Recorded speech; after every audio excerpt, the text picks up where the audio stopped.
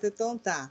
Olá, bem-vindos ao Grupo Mundo Espírita. Hoje nós vamos tratar de um assunto, bastante recorrente, que causa bastante dúvidas, né? E a nossa intenção é levar algum conforto para as famílias, tá? Então, que é com relação às crianças no mundo espiritual. Será que existem crianças no mundo espiritual? E essa resposta é muito fácil, tá? É não, e também muito fácil de entender, ok? Então, nós vamos mostrar para vocês, primeiro, o Livro dos Espíritos, aqui na questão Retorno à Vida Corporal, tá? Que vai falar, então, da infância, questão 380, tá? Então, para a gente entender, né, como é que é o espírito durante a encarnação, tá?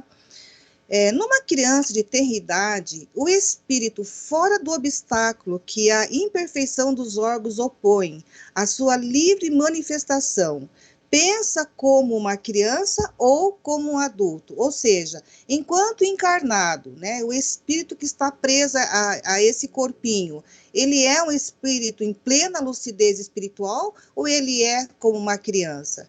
Ele responde assim: enquanto criança, é natural que os órgãos da inteligência, não estando desenvolvidos, não possam dar-lhe toda a intuição de um adulto. Sua inteligência, com efeito, é bastante limitada, até que a idade lhe amadureça a razão.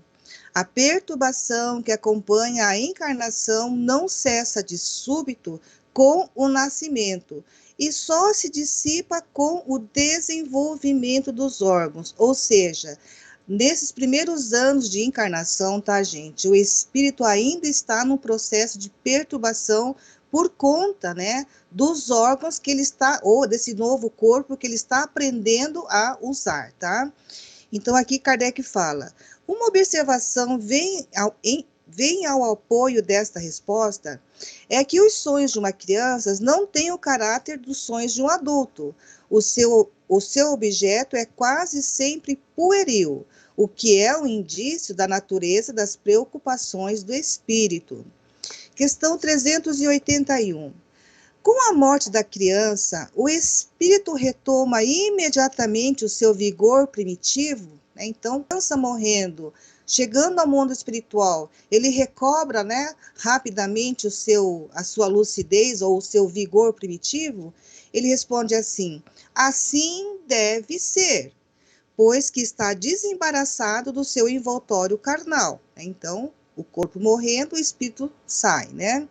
Entretanto, ele não retoma a sua lucidez primitiva enquanto a separação não estiver completa, ou seja, enquanto não desaparecer toda a ligação entre o espírito e o corpo, ou seja, gente, aquele período de perturbação, né, que é logo após a morte. Então, nós estamos sempre insistindo com vocês essa questão de entender, né, aqui no livro O Céu e o Inferno, tá, gente? Quando a gente abre aqui o segunda parte do livro, tá? Então, existe esse capítulo primeiro, que é a transição, né? Ou a passagem. Aqui nós vamos ver que essa passagem, essa transição de vivo para morto, varia ao infinito, de acordo com os indivíduos. Então, com a criança não vai ser diferente, claro. Então, a criança morre, né? Tem esse período de perturbação. Então, é natural que ele fique, né, algumas horas, né, nessa perturbação. Então, decorrido nessas horas, ele desperta como espírito em plena lucidez, tá? Deixa eu só mostrar mais uma aqui que eu achei interessante e importante também, olha só. Questão 382. O espírito encarnado sofre durante a infância com o constrangimento imposto pela imperfeição dos seus órgãos, porque é de se pensar, poxa, um corpinho pequenininho que não dá, né, condições para que aquele espírito milenar se manifeste, né, com toda a sua lucidez. Então, será que não é um constrangimento, não é ruim para o espírito se utilizar desse instrumento que não dá condição, né, dele se manifestar adequadamente? Ele responde assim: olha só, não. Esse estado é uma necessidade, é natural e corresponde aos desígnios da providência. Olha essa frase, gente. É um tempo de repouso para o espírito, ou seja, a gravidez e os primeiros anos de vida, o espírito de fato é criança, tá? Então ele não está em plena lucidez de espírito, não é aquele milenar, né, que está ali agindo na criança, tá? Então ele realmente é uma criança e, como ele fala, é um tempo de repouso para o espírito. Ele está aprendendo então a se utilizar, né, desse novo instrumento, desse novo corpo, reconhecendo as pessoas, né, a falar com as pessoas e por aí vai, tá? Então, é outro livro que eu quero mostrar para vocês, que também vai falar sobre essa questão da criança no mundo espiritual, tá, gente?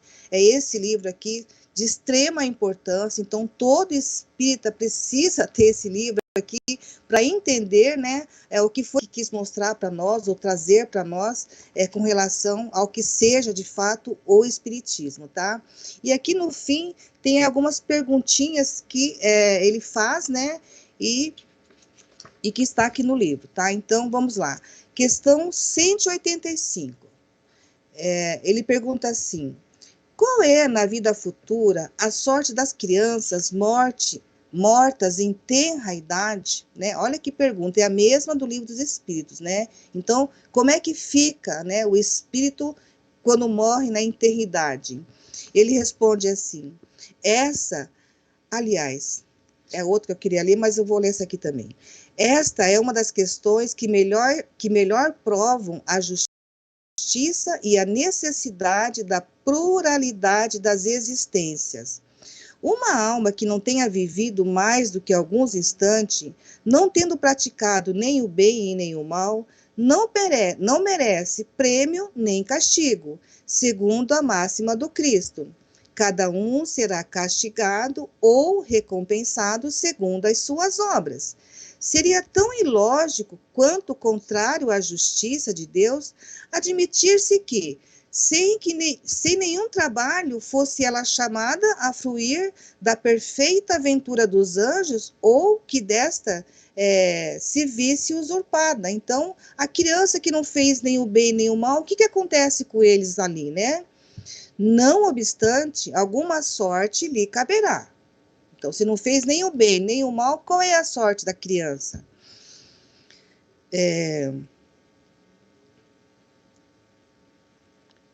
Mas um estado de meio termo eterno seria também absolutamente injusto. Uma existência logo em começo, interrompida, não pode ter para a alma qualquer consequências, tá? Então, essa aqui é a conclusão que a Kardec não, é a resposta dos espíritos, né? Então, uma vida que não teve tempo de fazer nem o bem nem o mal, então não tem consequências, não tem penas e recompensas, né?